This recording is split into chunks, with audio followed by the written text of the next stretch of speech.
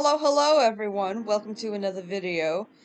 I'm still experimenting with how I am going to be recording these videos and editing them, so things will be slightly different between video to video, but I will try and keep it as consistent as I can while I figure out what I want to do with it. Anyway, I'll stop lollygagging now, and let's get into it. We are drawing something Valentine's Day related today. Woohoo! Okay, so I've done this sketchbook spread. I'm going to line it using calligraphy ink and a dip pen. Oops.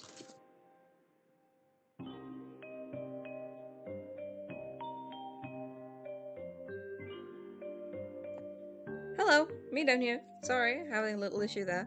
I have been trying to record this audio about 7 or 8 times now, and I am on the verge of losing my mind. If it wasn't my program crashing, it was people interrupting me. Today, like I said, is Valentine's Day stuff, because tomorrow is Valentine's Day, as of me recording this, and also of me posting this, because I'm having to rush this. Typical. Anyway, I wanted to talk about this ink a little bit. I'm really happy with how it came out, especially considering I was very surprised by it. I thought it would bleed through the page at some point, but it ended up not bleeding through at all, and it stayed vibrant all the way through. I wish you could see it. I'm still working out the camera quality issue. Either way, I hope this turns out a little bit better than the last video did. I really like the dip pen as well, because I could get like some pretty interesting line like variation. Especially if I just went over it a little bit more. I didn't want to press down too hard because it glided nicely without that. And I know you can get thicker lines like that, but I didn't want to bend the metal out of place either. Just want to say, I'm extremely proud of this hand. Use references, people, because hands are better with references.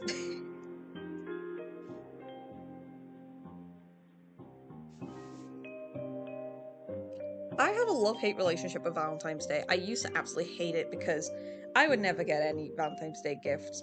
People weren't really that kind of into me or whatever, but now I can just appreciate it for the aesthetic, and I just don't really care anymore. I just really like how pretty everything is. I love the color pink, so yeah, that works for me. I'll be popping in and out of this video, so I won't be here all the time, but if I have something to say, I will pop in and say hello.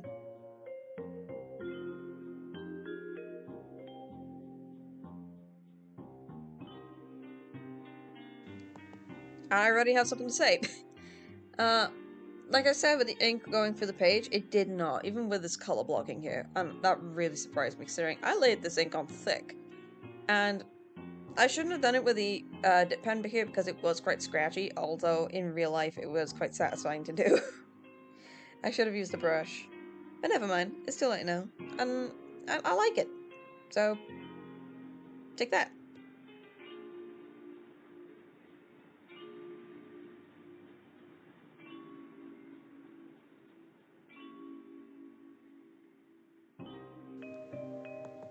Really glad that my dyslexia didn't mess this part up.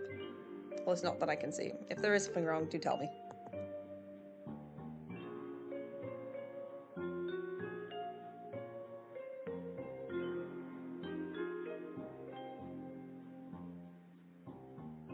Oh yes, the decorative things that I don't know what they're called. I'll have to look it up.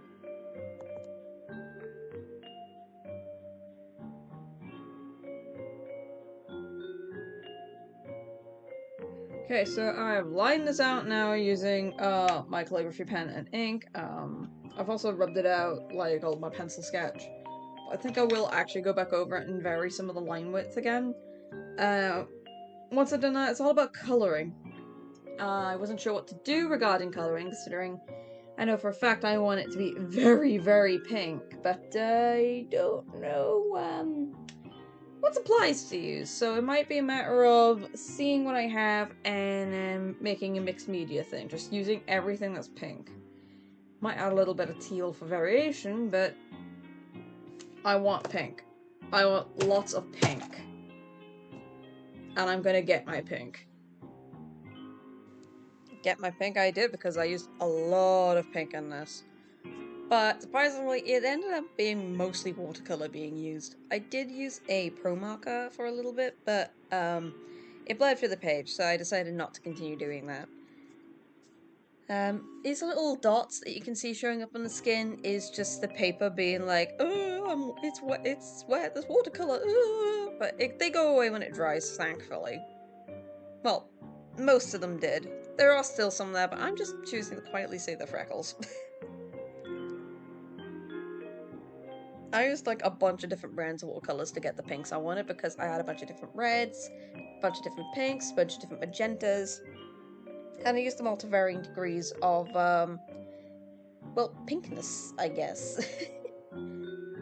I did also use a little bit of purple for shading, but only really on the skin and the teddy bears. Other than that, everything was done in pink. Oh, except for I did use teal in some places.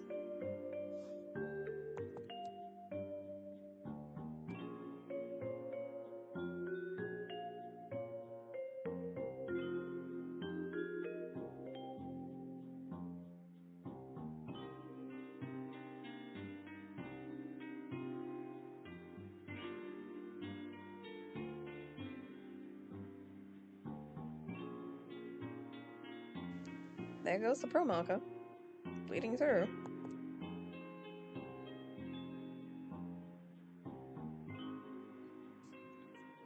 Okay, so I think I was gonna do this t-shirt crop top thing situation like a teal color, but I think I might stand out a bit too much against the pink because I really want to use teal as like an accent color for like smaller things.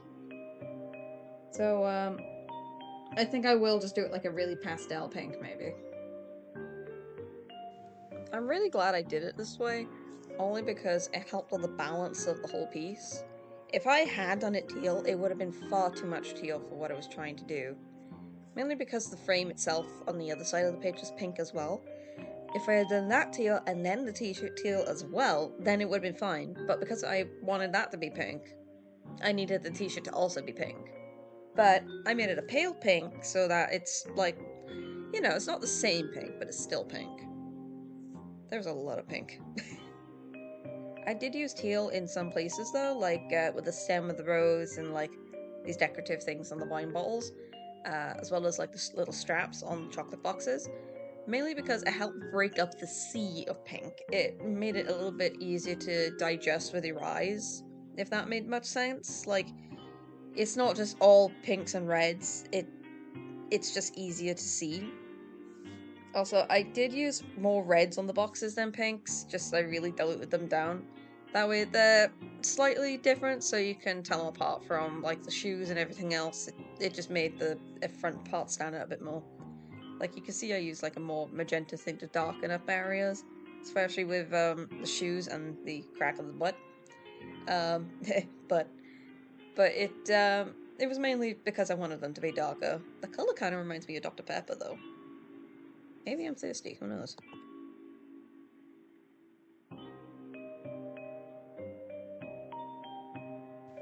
I did decide to go over it with a little gradient going in from the middle, just to like give it some shading, but very subtly. Really glad I did that. Also, I wasn't sure what to do with the hair at first, but I'm glad I decided to go in with the pink. But it needed to be darker, so you see me going back in again now. Also, I messed up and coloured in a little bit of skin above the eyebrow. Oopsies. It's okay, mistakes happen. I dabbed it off and, well, I'm just hoping it works. I'm really glad I did it this way because now it makes the glasses look like they're actually transparent and tinted. Because they're a paler colour. One mistake with the glasses though was to add white ink afterwards. I wish I hadn't done that, but it's too late now. It's down on the page. I can't do anything about it, but stare at it, I guess. It doesn't look too bad though. I just wish I had done it a bit neater. That's all.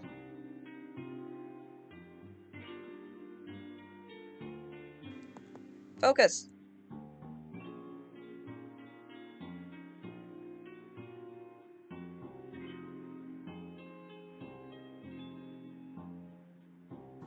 I do like this shade of teal. I should draw some magpies again, because I used the same color in their tails years ago. Yeah, maybe I'll draw some magpies in 2 weeks. I actually have next week's video ready to be edited.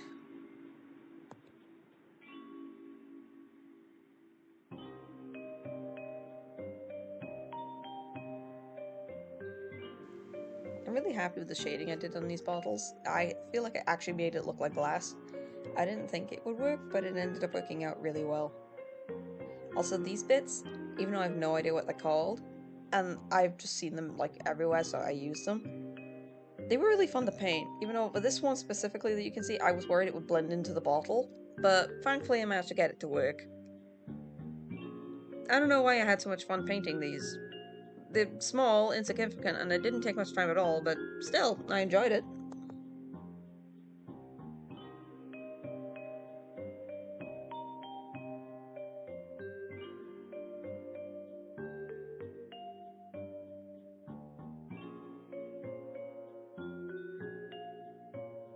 And I completely did that off camera, typical me.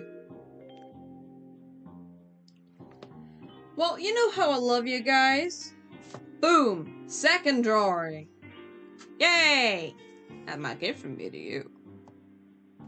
That is the second time in a voiceover I've done that, and I'm not going back to fix it because I've had enough trying to do this voiceover. But yeah, surprise! A second drawing! Who would have guessed? Unless you read the title. Unless I didn't add it in the title. Did I add it in the title? I don't know. But same again with the first page, I decided to go in with the red ink for lining and then use watercolors to fill it out. And yet again, I am very proud of the set of hands that I have drawn. All goes to show that when you use references, including taking photos of your own hands, which is what I did, you get better results. I mean, just look at the hands on my little character here on Sneak Snacks myself. They look like spider claws. What are those? So yeah, remember to use references. It's important, okay? Okay? Yeah? Okay? Good. Also, those hearts were strategically placed to hide the bleed through from the other page. Had to get a better angle here with my hand, sorry.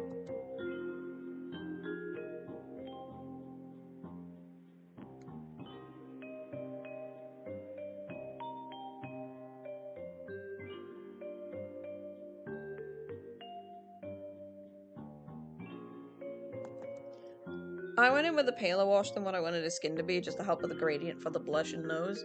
But because I wanted it to stay consistent, I also added the wash to her hands as well. Also did a very slight gradient from pink, like a red color on her fingertips as well. So who knows, maybe her hands are just cold. There I go back in with the color I actually wanted.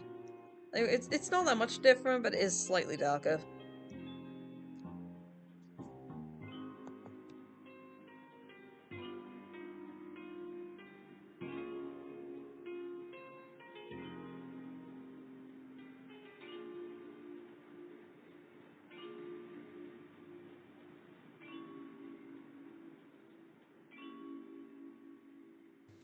Again, I used purple for shading, because it gave it a really soft look that I liked.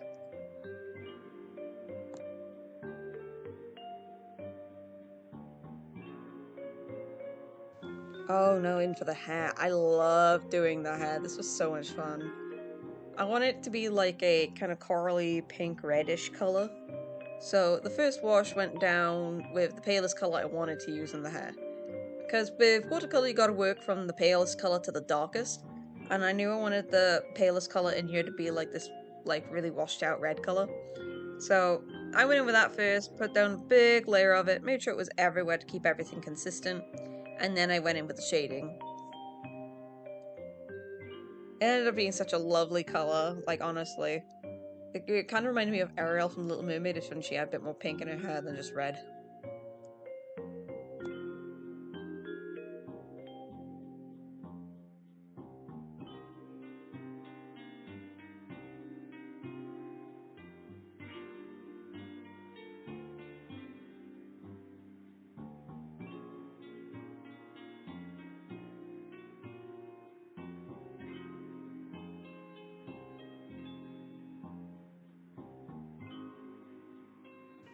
I'm still really surprised at how well the page actually held up regarding this watercolor, especially considering it's always hated like wet media in the past. I don't know. Maybe these last like 4 pages were built different. Who knows? But it worked out really well. I mean, I could layer it if I let it dry between layers. I couldn't work wet on white. I just didn't want to do it. So I didn't try. I didn't want to push it and ruin the piece.